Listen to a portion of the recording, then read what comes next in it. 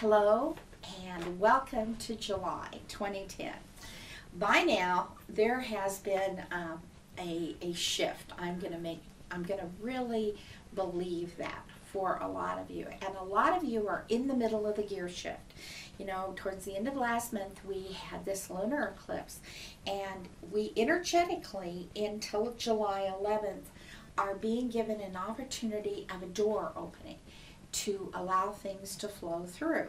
So the sun is in the energy of Cancer, asking us to go within, do healthy self-care, try to avoid as much as possible getting in the other guy's business. So one of your main things that I'm going to be talking to you about with these eclipses and with this summer is that we now are shifting gears even more strongly, because Saturn is moving back into Libra this month, and we now have even a more powerful cross of energies.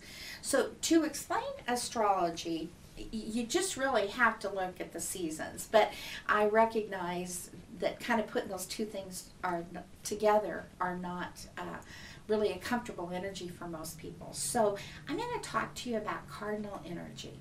Cardinal energy is the energy that begins a season. So Aries begins spring. Wow, you got that spring itch, you're bouncing your step, you're ready to get outside, you're ready to go for it. The energy of Cancer enters summer. There's a richness, there's a connectedness. Since time began, this is a time that people really started the mating ritual dance. The crops are in the ground, and now there's time for other things, to create family, to create home. That's the second. Cancer is the second cardinal energy, water, which is what we're in right now. The third one is Libra, which is the energy of relationships, where Saturn is going back into. And so when you take a look at these cardinal points, Aries, we've got the energy of Uranus and Jupiter sitting there. Cancer, we have the sun and the eclipses. Libra, we have the energy there of Saturn going back into that. And Saturn is about trying to get our act together. Saturn in Libra is going to be a nice ride for the next 3 years for anybody that wants to play nice.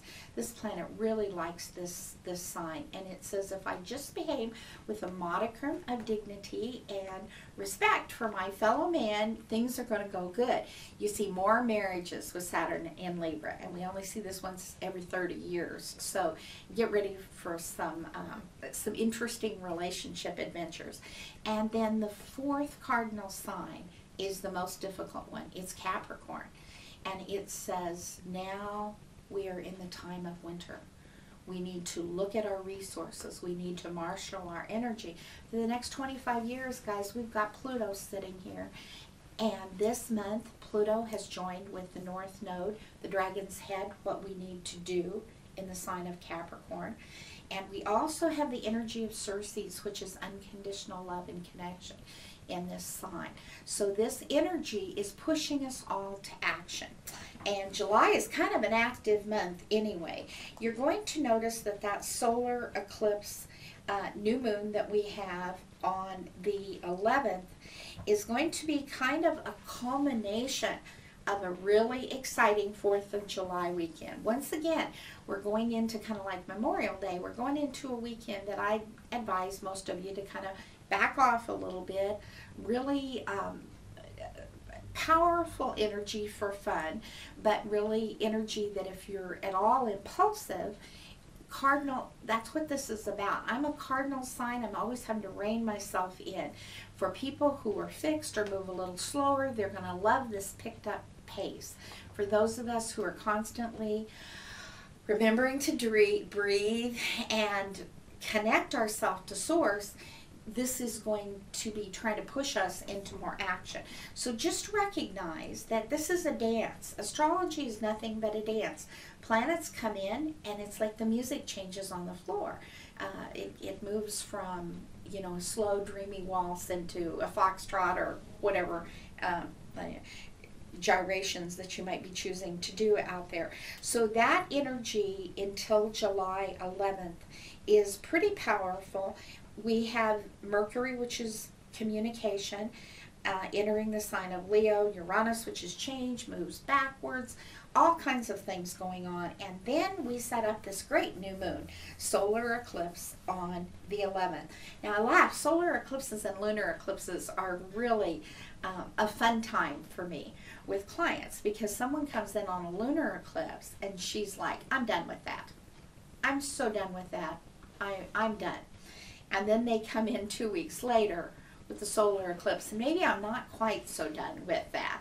So expect maybe a little bit of that with yourself, and that's good. I think anytime we believe everything we think, we're really in trouble. We need to be a little bit open to the fact that there's a lot of shifts coming in. The 16th brings a lot of oppositions between these outer planets and the moon in Libra and Saturn. So the 16th, there's this kind of peeing contest energy going on, 15th, 16th, and 17th, where if you can't control yourself, the natural flow of energy is you're going to want to control somebody else. So my advice, here's a free reading for you.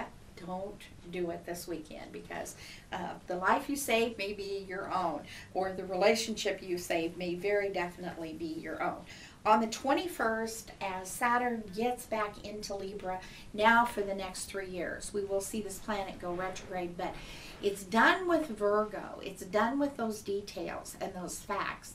And with each sign, there's an opposite polarity. And the opposite polarity of Virgo is Pisces. And you know, we got a lot of stuff going on in this, and a lot of planets coming back into that last sign of the zodiac. And victimization is a real strong thing that I'm hearing out there right now. You know, the government's doing this to me, this is doing this to me, my boss is doing this, my husband, you know, my husband won't let me do this, my kids won't let me do this. This energy of Saturn in Libra says, I need balance. I can take care of myself, do what I need to do with myself, and still be nice and polite to other people about this.